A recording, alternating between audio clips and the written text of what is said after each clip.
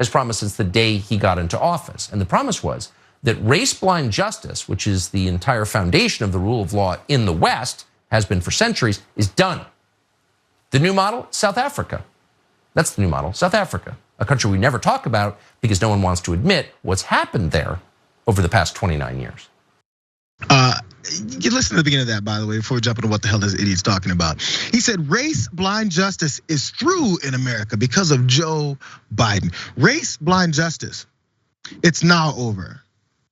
Race-blind justice in the United States of America, as many past ills we have with convicting people that didn't have anything near to do with the crime, and in some cases a crime not even being committed, people being murdered over it based off of who they are.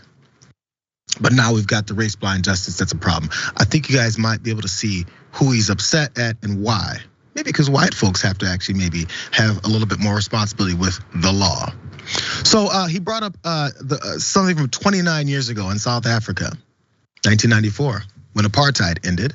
But according to Tucker Carlson, that was a bad thing. And now we're looking at that same thing here. I can't believe it. He talks more about the details of this bill in a way that he can only lie about. Let's go. Quote, a conspiracy to engage in white supremacy-inspired hate crime shall be determined to exist between two or more persons, at least one of whom published material advancing white supremacy, white supremacist ideology, antagonism based on, quote, replacement theory, or hate speech that vilifies or is otherwise directed against any non-white person or group, end quote.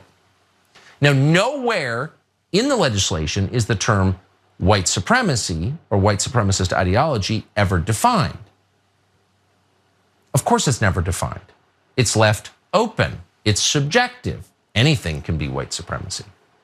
But the bill does specifically point to something called replacement theory, white supremacist ideology. If you engage in either one of them, you go to federal prison, possibly for a very long time. Don't associate yourselves with white supremacy or terrorism, or you might go to prison. Isn't that a disaster? Sheila Jackson Lee, Democrat from Texas, is the one who introduced this bill. How about some details there from that bill? So under the conspiracy section of this, a conspiracy to engage in white supremacy-inspired hate crime shall be determined to exist if at least one person engages in planning or committing a white supremacist hate crime and the other person disseminates white supremacist information, including on social media. So if you're promoting violence and telling people to do these types of things and carry out violence on certain folks, then you could be a part of that. Maybe to cool off some of this aggressions and this violence that's happening. I thought Republicans liked crime deterrence, except when it's the folks that they don't mind those crimes being committed against. So more, that means that people who post white supremacist conspiracy theories online could potentially face prosecution under the bill. So an example here from Jessica Washington from Yahoo News says, so let's say Ben Shapiro spreads white supremacist talking points on Twitter and someone reads that information and commits a white supremacist hate crime. Both of them could be charged with conspiracy to commit a hate crime. Really fast, Adrian, because I wonder, it could be broad as far as people saying whatever it is they say online and then maybe someone doing it, but the connection has to be there from them saying, hey, this is what's happening, then that person carrying it out strictly based off of what that person said in their belief system. I think the hard part about this is there's just so damn much of it that gets posted online. How do you connect it directly to that particular person? Maybe that's what he should focus on, how we narrow and make sure we get the right people, but he doesn't care. Absolutely no, and we know that Tucker is incredibly disingenuous, and his goal is to complicate this whole race war thing because he wants to continue to peddle white supremacy. And so any efforts in any way to address racism or address any of the isms that hamper essentially our progression as a society, but also they impact individuals' ability to interact with others as a result of those forms of oppression. That's not what he wants and quelled in any way. That's what fuels him. So I'm not surprised by him misrepresenting what the goal of this kind of endeavor would be.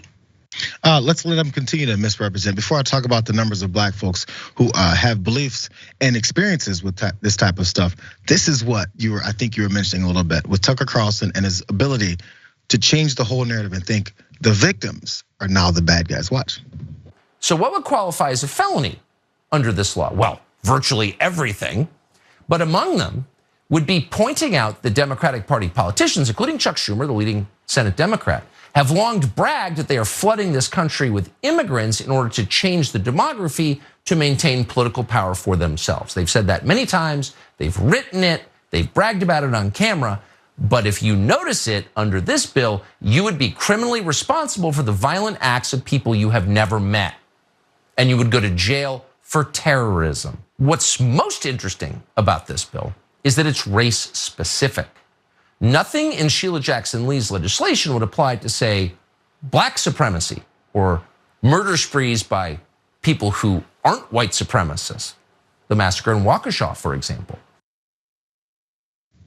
The massacre in Waukesha, that guy is getting prosecuted for it. It's weird how that works. But when people continue to get off in our history for being these types of folks that support this type of ideology and then carry it out, he has a problem with that now.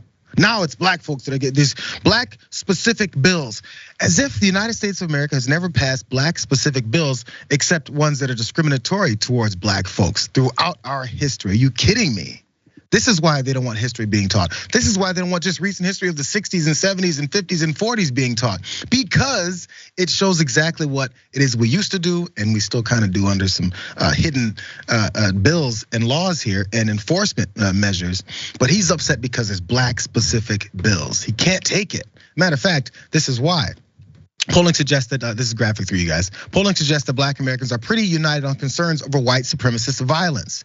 In a 21 PBS poll, 79% of black Americans said that white supremacy is the most lethal terrorist threat.